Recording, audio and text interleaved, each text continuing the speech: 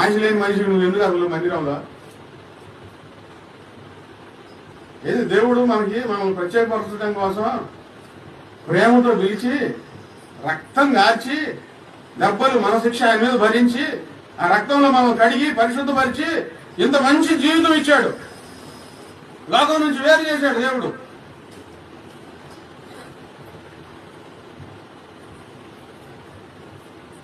ఇప్పుడు బురదలో బొల్లాడబాక, బురదలో ఉండబాక, ఇంట్లో రా బురదలో బొల్లాడబాక అంటే నేను పోయి బురదలోనే బొల్లాడతా, నాకేడే బాగుంది అనుకుంటే ఎవరేమంటారండి? ఎవరేం చేస్తారు? ఇంకా ఎవరు ఏం చేయలేరు. దయచేసి అలాంటి మాటలు మాట్లాడితే వాళ్ళ కోసం ప్రార్థన చేయండి, లేకపోతే ఆ మాటలు వినబాకండి. ఏంది నాకు పనులు ఉంది, దేవుడు అర్థం చేసుకుంటాడు, మేము చేసే ప్రార్థన మేము చేసుకుంటున్నాములే